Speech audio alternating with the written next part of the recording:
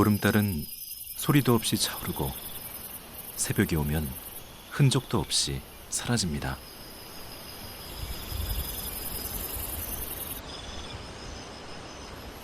자연은 그렇게 오고 가고 기약도 하지 않으며 요란하지도 않죠.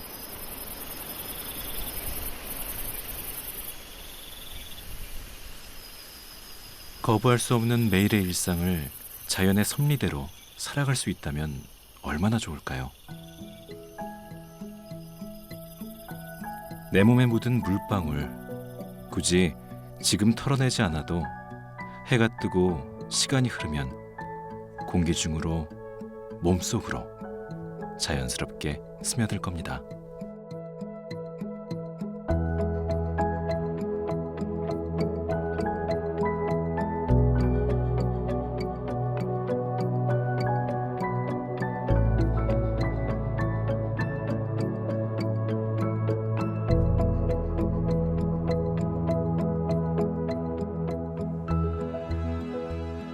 해가 하늘을 물들이는 것인지 하늘에 젖어드는 것인지 이 거대한 대자연은 소리도 없이 또 기적 같은 지구자전의 섭리를 보여주며 아침을 엽니다.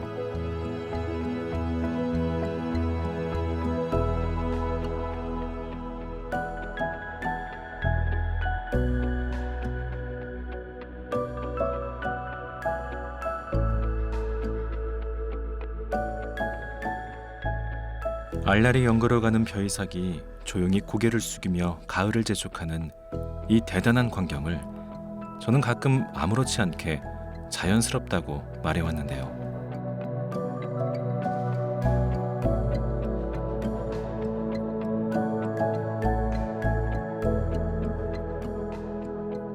하지만 우리는 자주 우리가 자연의 일부라는 사실을 잊고 삽니다.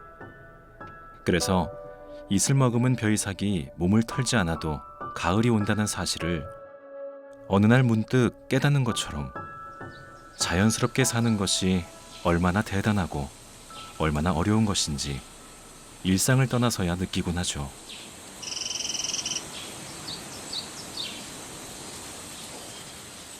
(2012년부터) 행정수도가 된 신도시라고만 생각했던 세종특별자치시에 자연스러움의 진리를 노래하는 천년고찰이 있다고 해서 찾아왔는데요.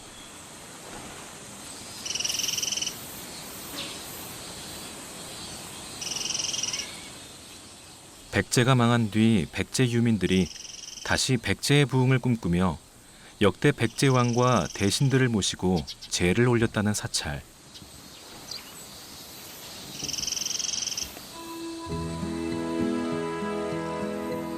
지금도 해마다 4월이면 백제의 호국영령들을 기리며 백제 대제를 지낸다는 운주산 비암사를 찾았습니다.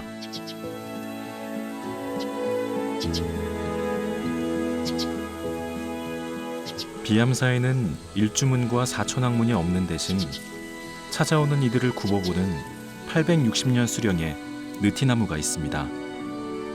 마치 어서오라 손짓하는 것 같기도 한데요.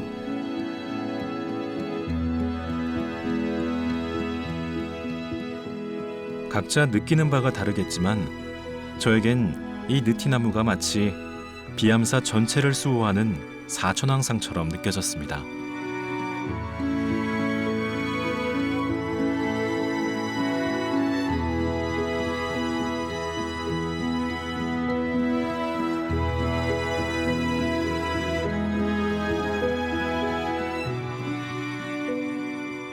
비암사 느티나무는 고려말 즈음에 씨앗으로 태어났을 텐데 그 1000년 가까운 세월 동안 무엇을 바라며 하늘을 향해 팔을 벌려왔을까요?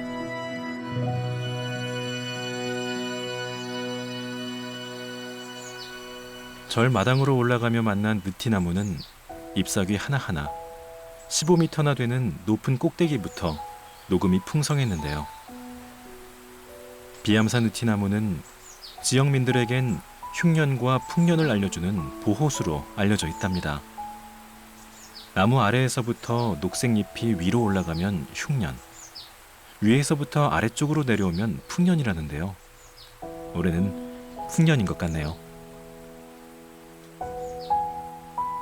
절 입구에 눈에 띄는 문구가 적혀 있었습니다. 아니 오신 듯 다녀가시옵소서.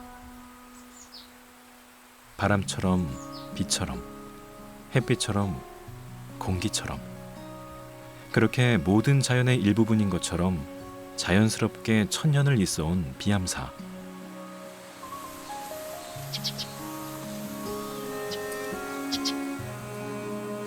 비암사 3층 석탑은 아마도 그 목격자 중 하나이지 않을까 싶습니다. 백제시대 창건됐다고만 알려지고 정확한 연대가 없는 비암사의 역사가 이 3층 석탑에서 발견된 아미타 불비상 안에 적혀 있었기 때문인데요. 그 기록에 연도는 나오지 않았지만 백제의 국왕부터 백성까지 극락왕생하기를 기원했다는 기록이 남아있어 백제의 마지막 종묘 사찰임을 알게 됐다고 합니다. 고려 초에 제작됐지만 통일신라의 석탑 방식이 묻어있고 백제 시대의 이야기를 간직하고 있다니 그 묵언의 깊이가 묘한 감동으로 와닿았습니다.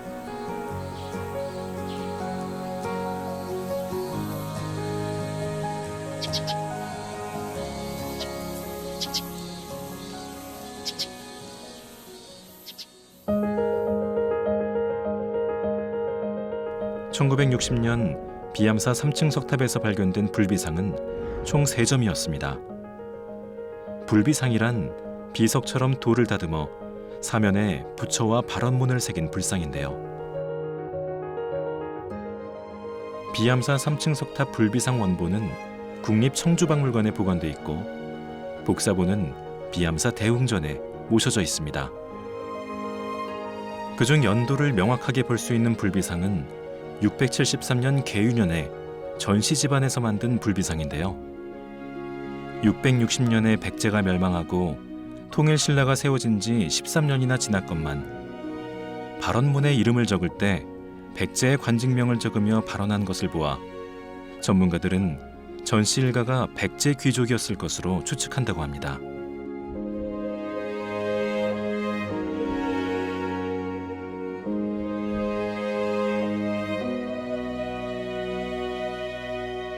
A4 용지보다 조금 클 정도의 돌에 이렇게 세밀하고 아름다운 조각을 하고 국가와 백성들의 평안을 염원한 전시 일가의 마음이 보물이나 국보로 지정된 불비상들만큼이나 귀하게 느껴집니다.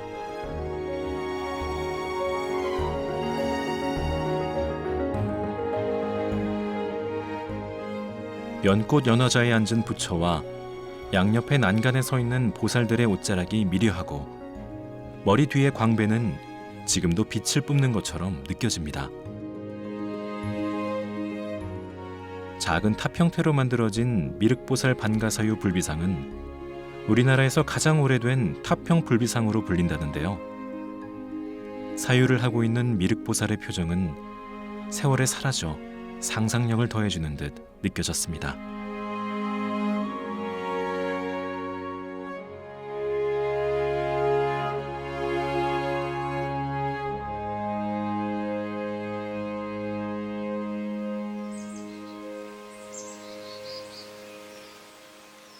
백제의 멸망을 가슴 아파하면서도 후손들의 미래를 걱정해야 했을 이 땅의 사람들.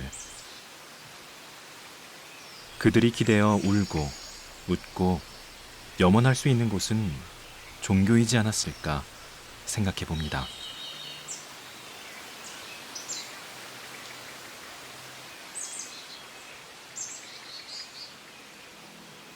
세종 비암사에 남아있는 가장 오래된 전각 극락보전은 화려한 팔작 지붕과 배흘림 기둥으로 조성되어 있는데요. 전각은 석탑과 불비상같이 돌이 아니고 나무이니 역사의 풍파에 불타기도 하고 소실되기도 합니다. 하지만 부처를 향한 마음은 자연스럽게 살아남아 다시 전각을 세우게 하는 것 같습니다. 비암사 극락보전도 조선시대 후기에 새로 지어진 건물인데요. 공작의 날개처럼 화려하게 팔 벌린 팔작 지붕과 공포가 인상적입니다. 극락보전 내부의 아미타 열애불은 서방정토 극락에서 살아있는 모든 생명을 구하기 위해 설법을 하는 듯 가부좌를 틀고 있습니다. 이 아미타불에 소조 아미타열애라는 이름이 붙은 이유는 나무로 골격을 만들고 진흙을 붙여 제작한 소조 형식의 불상이기 때문인데요. 건장한 체격, 직사각형에 가까운 강건한 얼굴이 믿음직스럽기까지 합니다.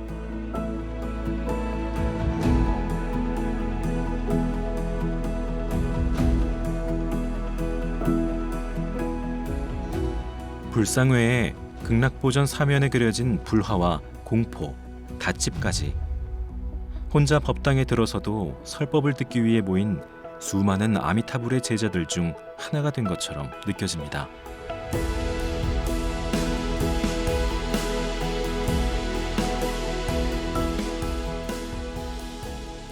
깨달음의 원각산 가운데 나무 한 그루가 있나니 하늘 땅이 나뉘기 이전에 이미 피어있는 꽃이요 푸르지도 않으며 희지도 않고 까맣지도 않는데 봄바람의 속에도 없으며 하늘 어디에도 없어라.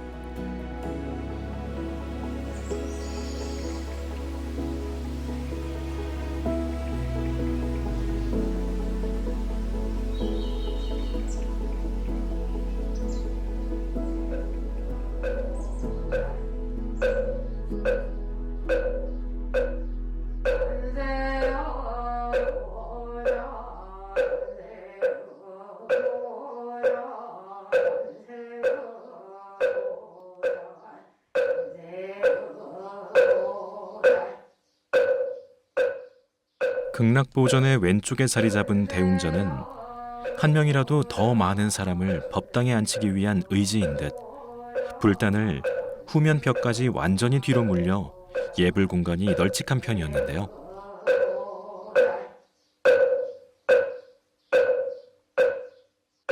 석가모니 부처님을 주불로 모시고 좌우에는 지장보살과 관세음보살을 모셨습니다.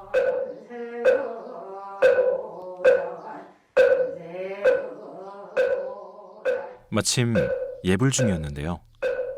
천년고찰에 울리는 예불 소리에 잠시 취해봅니다.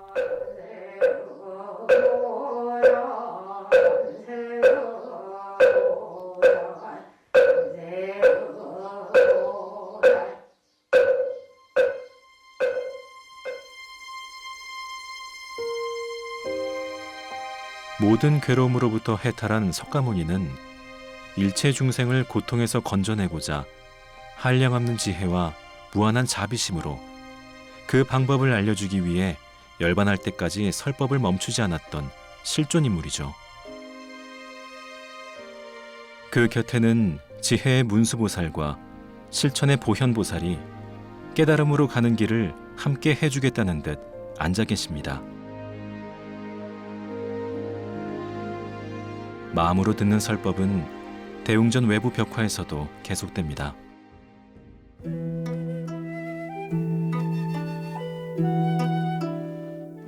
본성을 찾고자 했던 어린 동자가 잃어버린 소를 찾아 나서는 열컷의 그림, 시부도. 마음의 본성을 찾는 과정이라 해서 시무도라고도 하는데요. 결국 소를 만나 굿비를 메고 소의 주인이 되니 소의 색깔이 청정한 흰색으로 변했지만 한낱 꿈이라는 것을 알고 중생 제도를 위해 길을 떠난다는 스토리입니다.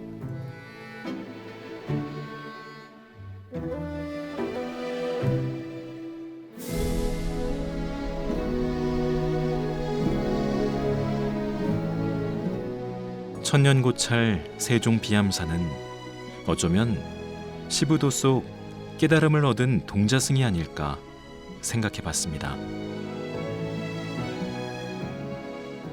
세월의 흔적을 고스란히 가지고 있는 극락보전의 처마와 대웅전의 처마 사이로 들어서면 비암사에서 제일 높은 전각으로 향하는 돌계단이 나오는데요.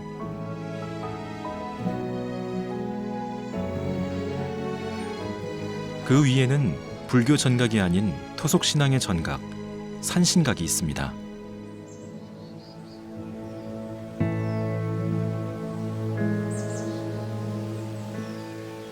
흰 눈썹과 수염을 늘어뜨린 산신은 운주산 호랑이를 타고 앉아 있는데요.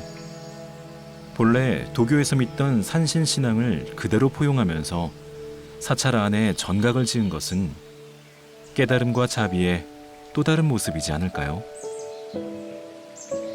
비암사 가장 높은 곳에 지은 산신각이 그런 의미에서 뜻깊게 느껴집니다.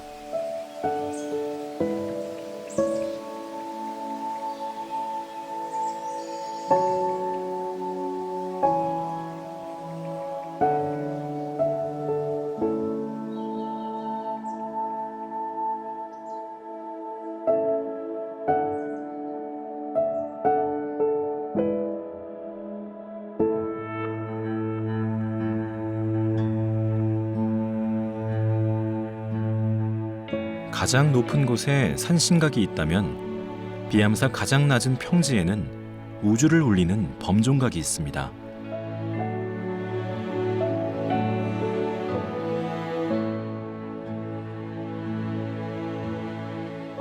(1996년) 비암사 중창불사 때 조성됐으니 최근에 만들어진 범종이지만 범종은 그 소리를 듣고 중생이 깨달음을 얻기 바라는 우주의 소리라고 하죠.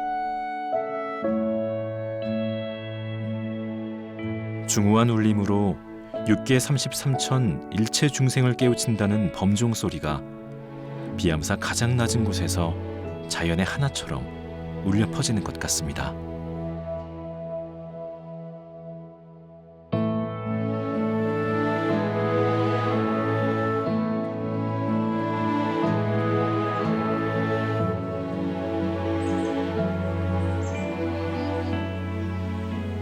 비암사에서 돌아 나오는 길, 입구에서 보았던 문구를 떠올려 봅니다. 안이 오신 듯 다녀가소서.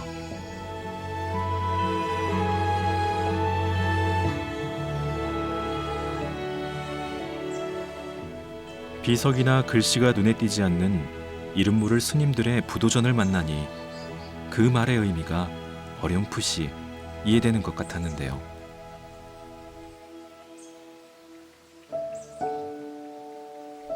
개울 건너 감춰진 듯 잡초들 사이에 서서 자연의 하나인 듯 보이는 두 기의 부도탑. 누구인지 나서지 않고 언제인지 말하지 않고 안이 오신 듯 다녀가신 그 마음이 한 점 바람처럼 느껴졌습니다.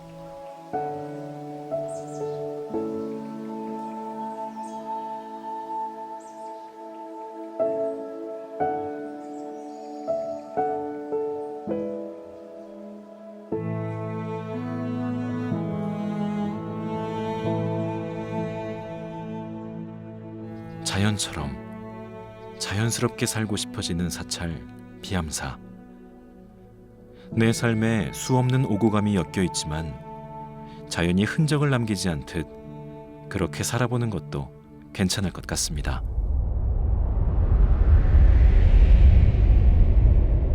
밤이 낮이 되고 비가 내리면 해가 뜨고 여름이 가면 가을이 온다는 너무나 자연스러운 진리가 너무나도 소중하게 다가온 시간.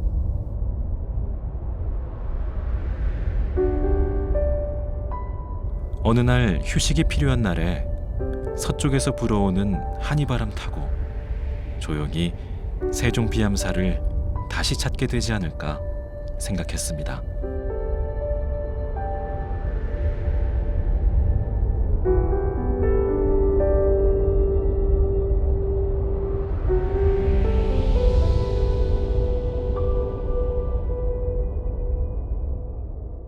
그때는 오늘보다 더 자연스럽게 오지 않았던 것처럼 다녀가렵니다.